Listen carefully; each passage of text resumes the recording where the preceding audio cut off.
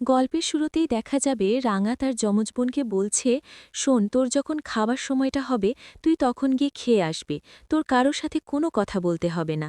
দেখা যাবে রাঙার যমজ বোন বলছে, দিদি, আমার না খুব ভয় করছে। তোর আবার ভয় কিসের? তুই তো লড়াকু মেয়ে। তুই একাই ওই তিনজনকে কিভাবে কোপকাত করলি মনে নেই তোর? এ কথা বলতেই দেখা যাবে মেয়েটা বলছে, না দিদি, আমার তো কিছুই মনে পড়ছে না। এরপর রাঙার মনে পড়ে যায় এই মেয়েটাকে রাঙা কোথায় পেয়েছিল। জঙ্গলে যখন আগুন ধরেছিল তখন এই মেয়েটাকে রাঙা কুড়িয়ে পেয়েছে। সে কথাই ভাবছে রাঙা। এরপর প্রমিতা যখন রাঙাকে খোঁজাখুঁজি করছিল, রাঙা তখনই প্রমিতার কাছে চলে যায়। এরপর প্রমিতা রাঙাকে বলছে, আরে রাঙা, তুই কোথায় ছিলিস? তোর জন্য কত চিন্তা হচ্ছিল বলতো। কোথায় গিয়েছিলিস? আমাদের ফোর্স তো তোকে খুঁজছে। এ কথা বলতেই রাঙা বলছে, আরে মা, জানিস তো, একটা ঘটনা ঘটেছে। দেখ, কথা বলে। সে মেয়েটাকে ডাকছে, কিরে, আয় ভেতরে। এরপর রাঙার যমজ বোন ভেতরে আসতেই প্রমিতা চমকে যায়। এরপর বলছে, এ তো হুবহু তোর অবিকল। রাঙা এ কথা বলতেই দেখা যাবে রাঙা বলছে, হ্যাঁ রে মা। এরপর প্রমিতা বলছে, এই মেয়েকে কোথায় পেলি তুই? রাঙা বলছে, আমি যখন জঙ্গলে ছিলাম তখনই মেয়ের সাথে আমার দেখা হয়। এই মেয়েকে তাই আমি নিয়ে আসি। এরপর প্রমিতা সেই মেয়ের কাছে গিয়ে বলছে, কি, তোমার নাম কি? তোমার কি কিছু মনে আছে? তোমার বাড়ি কোথায়? এসো, এদিকে এসো। এ কথা বলে প্রমিতা রাঙাকে বলছে, কিরে রাঙা, ভয় করছে? এরপর রাঙা বলছে, তোর খেলার দিকে মন দিতে হবে, কারণ এই ফাইনাল খেলাতে আমাকে জিততেই হবে। সে কারণেই তো নিজেকে একটু তৈরি করার জন্য আমি জগিংয়ে গিয়েছিলাম। আর জগিং শেষে আমি একটু প্র্যাকটিসটাও করে এসেছি। কথা বলতেই দেখা যাবে একলব্য বলছে, সত্যিই তুমি জগিংয়ে গিয়েছিলে? আর তুমি প্র্যাকটিস করেছ? কোথায় প্র্যাকটিস করেছ? এ কথা শুনেই দেখা যাবে রাঙা হেসে হেসে বলছে, হোরে উড়ানবাবু, আমি জগিংয়ে গিয়েছিলাম। এরপর ওই যে আমাদের বাড়ির পাশে একটা বড় মাঠ আছে না, সেখানেই আমি প্র্যাকটিস তো করে এসেছি। এ কথা বলতেই দেখা যাবে একলব্য মনে মনে বলছে, কি রাঙা একবার বলছে ও নাকি অনেক দূরে জগিং করতে চলে গিয়েছিল, আবার বলছে বাড়ির পাশের মাঠেই নাকি ও জগিং করছে আর প্র্যাকটিস করেছে। কিছুই তো বুঝতে পারছে না, কি বলছে কি রাঙা। বলছে, আচ্ছা করছে স্যার, আমি যাব, আমি তৈরি আছি। এ কথা বলতেই পাঞ্চালি বলছে, হারে, এখন যাবি মানে? তুই নাস্তা করবি না? এ কথা বলতেই দেখা যাবে সংগ্রাম বলছে, ঠিক আছে, তুমি নাস্তা করে আসো, এখনও সময় আছে, হাতে সময় নিয়ে বেরিয়েছি। আর শোনো, আমি গাড়িতে গিয়ে বসি, তুমি ফ্রেশ হয়ে নাস্তা করে এসো। এরপর দেখা যাবে সংগ্রাম সেন সবার কাছ থেকে বিদায় নিয়ে চলে যায়।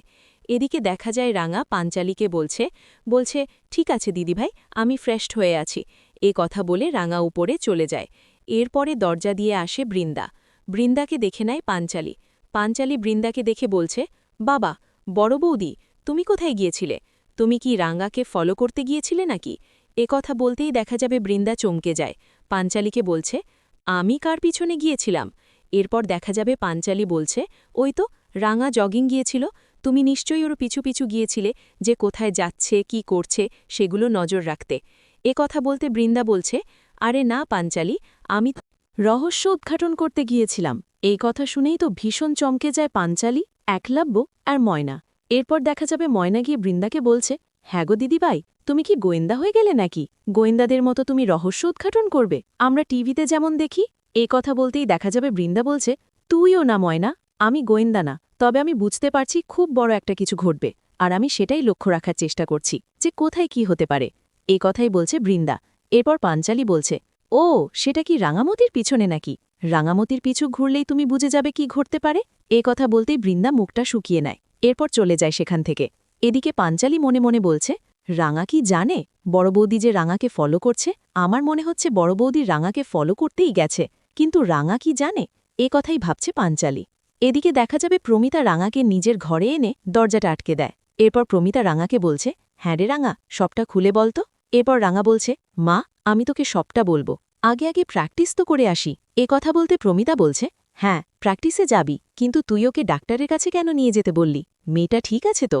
এ কথা বলতে রাঙা বলছে, ওরে মা, কিচ্ছু ঠিক নেই, এই মেয়েটার কিছু একটা হয়েছে, মেয়েটা কিছু মনে রাখতে পারছে না। এই মেয়েটা কে? ওর পরিচয় কি? ও কি সত্যি আমার যমজ বোন? আমি কিছুই জানি না রে মা। এই মেয়েটা কখন কি করছে কিছুই মনে থাকছে না। এই মেয়েটা লড়াকু মেয়ে, ওর ভেতরে একজন একজন যোদ্ধা আছে, সে কারণেই আমি ওকে আমার কাছেই রেখেছি। তবে আমার কাছে রাখতে পারিনি, ওকে হোমে রেখেছি মা। সবার আগে ওর পরিচয়টা আমাদের জানতে হবে।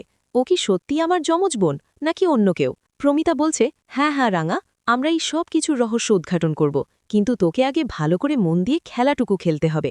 এ কথা বলতে দেখা যাবে রাঙা বলছে, হ্যাঁ রে মা, খেলাটা আমাকে খেলতে হবে মন দিয়ে। এ কথা বলতে প্রমিতা বলছে, রাঙা, আমি কুসুমদাড়িতে ফোন করে জিজ্ঞেস করছি তোর বাবা মায়ের আরও কোনো মেয়ে আছে কিনা। যদি শুনি যে তোর মা বাবার আরও কোনো মেয়ে আছে, তাহলে আমরা শিওর হয়ে যাব যে এটাই তোর যমজ বউ। শোন, মেয়েটাকে দেখে হুবহু তোর মতো দেখতে। এই কারণে কিন্তু আমি ওকে আশ্রমে পাঠিয়েছিলাম তোকে সাজিয়ে, যাতে করে তোকে কেউ না চিনতে পারে। আর আমরা তো মানুষের মনে কনফিউজ সৃষ্টি করেছি, যাতে করে সবাই চিন্তা করতে থাকে কে রাঙা। আর তোর কোনো ক্ষতি কেউ করতে না পারে। রাঙা, তোর মায়ের কাছে আমি কখনো শুনিনি যে তোর মায়ের আর একটা মেয়ে আছে, কিন্তু আমাকে জানতেই হবে যে তোর মায়ের আরও কোনো মেয়ে ছিল কিনা, তাহলে আমরা শিওর হয়ে যাব। আর রাঙা, এখন অনেক কথা হয়েছে, চল এবার খেলতে যাবি। এ কথা বলতে প্রমিতাকে বলছে, হ্যাঁ রে মা, যাব। এ কথা বলতে প্রমিতা ভীষণ খুশি হয়। এরপর রাঙাকে বলছে, রাঙা, মনোযোগ দিয়ে খেলবি। এ কথা বলতে রাঙা প্রমিতার সাথে